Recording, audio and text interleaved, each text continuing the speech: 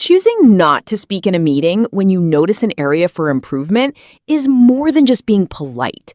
It is a chance to contribute your leadership perspective. Many professionals wait for a perfect timing to share a different view, but that timing is often something we must create ourselves. That is a great point, Sophia.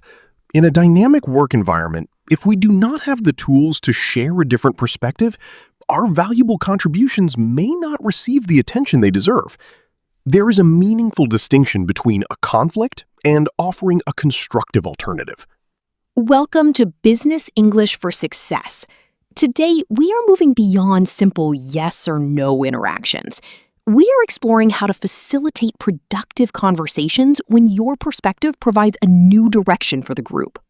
We will focus on 3 practical skills: aligning a discussion toward a shared objective, managing ambitious expectations effectively, and using past experiences to provide clarity. This is about more than just English fluency.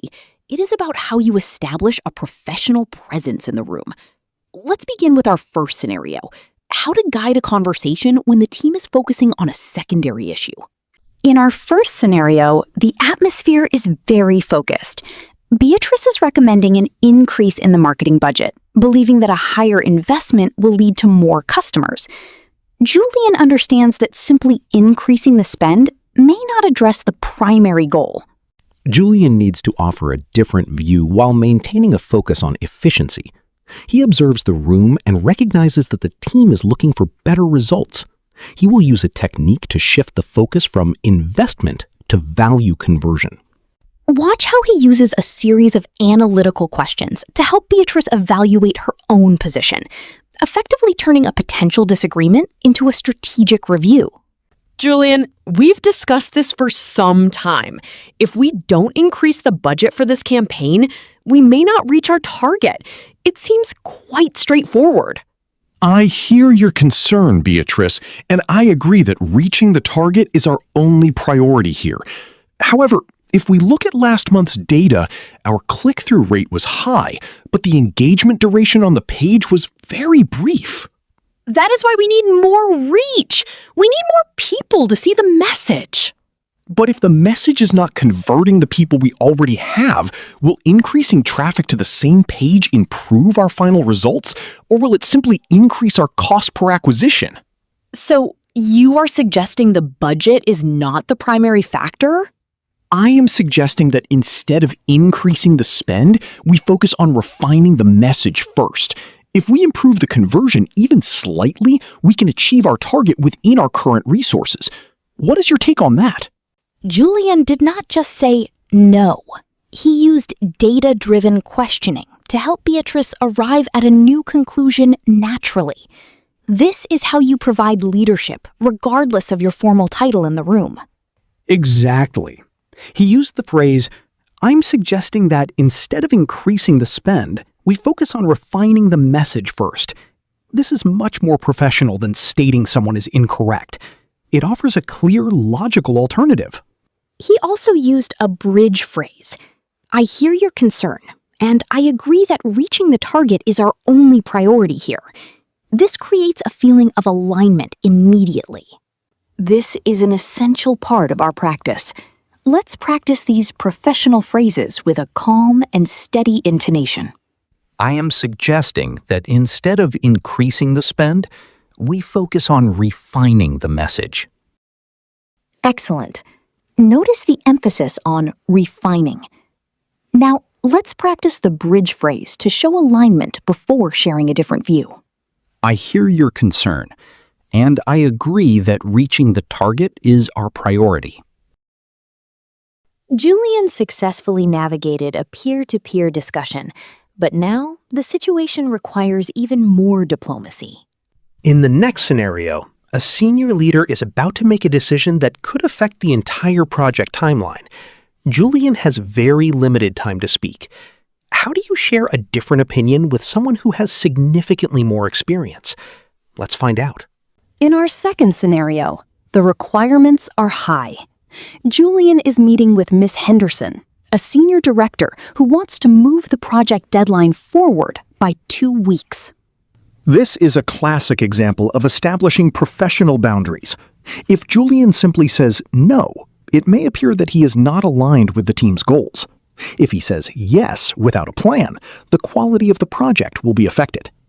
Instead of debating about time, Julian will use an impact-based framework. He will demonstrate his commitment to the director's goal while clearly outlining the necessary resources and the potential effect on quality.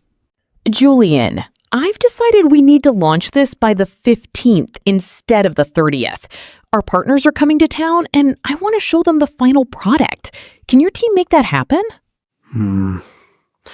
I certainly understand the value of presenting a finished product to our partners, Ms. Henderson. It would definitely support our position. Glad to hear that. So, can I count on the 15th?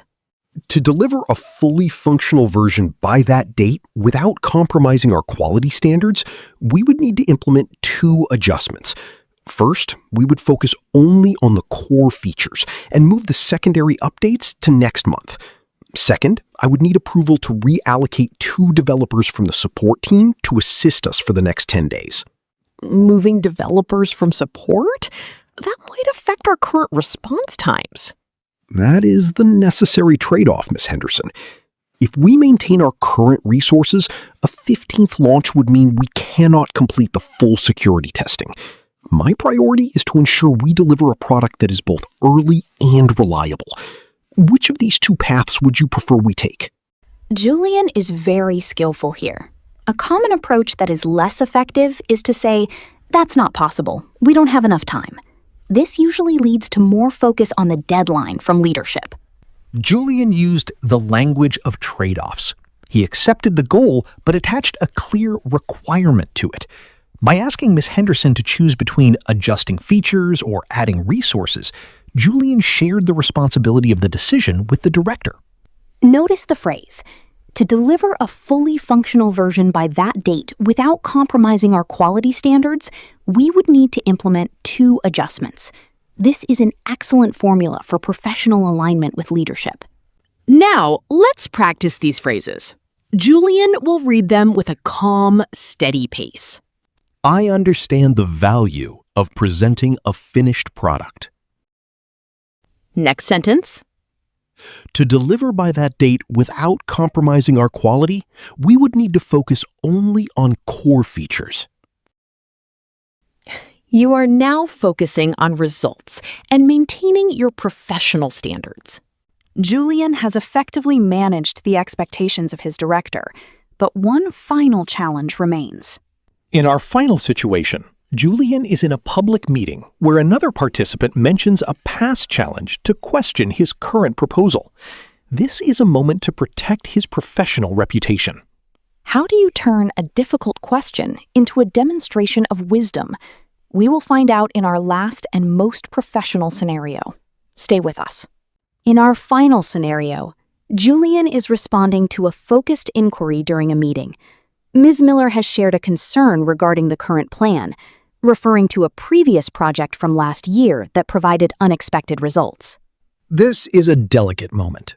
It is natural to feel hesitant when discussing past outcomes. However, Julian recognizes that his experience, especially the lessons learned, is actually a valuable asset in this conversation. He will use a technique called experience integration. He will acknowledge the past facts, explain the insights gained, and demonstrate exactly how those lessons make the current plan much more reliable. Julian, I recall we implemented a similar strategy last year in the southern region, and the results were not as we anticipated. Why should we expect a different outcome this time? I appreciate you bringing that up, Ms. Miller. You are correct. The Southern project was a significant learning period for the entire team. So, what has changed? The market environment remains variable. Precisely because of that experience, we have identified 2 factors that were not fully addressed last year. First, we have adjusted our logistics flow to ensure more consistent delivery. Second, we now have a dedicated local support team to provide immediate feedback. I see. So you have integrated those insights into this new structure? Exactly. The previous project provided the data we needed to build this more stable framework. My focus is to ensure we apply those observations to achieve our objectives this time. What are your thoughts on these new safeguards? Julian handled that with professional presence. A common approach might be to offer justifications, but that can sometimes sound less confident. Instead, Julian used the phrase, "I appreciate you bringing that up." This shows he is comfortable with the topic. He also referred to it as a learning period rather than a setback. This is a key element of executive English. He transformed a question into a reason for confidence. By saying, precisely because of that experience, he made his current proposal appear even more carefully considered. Let's practice these professional phrases. Julian, please lead the way. I appreciate you bringing that up. It was a significant learning period for us. Excellent. Now, let's practice how to turn a past lesson into a current strength. Precisely because of that experience, we have integrated new safeguards. Well done. Julian has shown us how to lead conversations effectively, even when discussing past challenges. But before we conclude, we have a way for you to remember all these skills easily. We will now move to our final summary, where we bring together all the key phrases from today's 3 scenarios. This will help you use them naturally in your next professional interaction. We have explored 3 professional scenarios today. Julian, what is the most important takeaway for our viewers? I believe it is about shifting your perspective. Professional alignment is not about reaching a personal victory. It is about providing the best path forward for the team. Whether you are guiding a conversation, managing expectations, or learning from past experiences, your goal is always the same: adding value to the professional discussion. We would love to hear from you. Have you ever shared a different perspective with a senior colleague? How did you approach it? Please share your experience in the comments so we can learn together. Before we conclude, let's internalize these lessons. We have selected 6 key professional phrases from today's scenarios. Please speak out loud after each turn to build your fluency. 1. I'm suggesting that instead of increasing the spend, we focus on refining the message. I'm suggesting that instead of increasing the spend, we focus on refining the message. Excellent. Next is our priority alignment phrase. 2. I hear your concern, and I agree that reaching the target is our priority. I hear your concern, and I agree that reaching the target is our priority. You're doing great. Now, the phrase for managing ambitious expectations. 3. I certainly understand the value of presenting a finished product. I certainly understand the value of presenting a finished product. Now, the trade-off phrase. This is an essential skill for leaders. 4. To deliver this without compromising our quality standards, we would need to focus on core features. To deliver this without compromising our quality standards, we would need to focus on core features. 2 more to go. Let's handle past experiences with wisdom. 5. I appreciate you bringing that up. It was a significant learning period for us. I appreciate you bringing that up. It was a significant learning period for us. Final practice. Let's focus on the result. 6. Precisely because of that experience, we have integrated new safeguards. Precisely because of that experience, we have integrated new safeguards. Amazing job today. Using these phrases consistently will help you navigate your professional path with much more confidence. Thank you for spending your time with us at Business English for Success. Our goal is to provide you with the tools you need to communicate effectively and progress in your career. If you found these scenarios helpful, feel free to share this video with a colleague. We look forward to seeing you in our next session. Keep practicing and keep moving forward. Goodbye, everyone. Goodbye for now.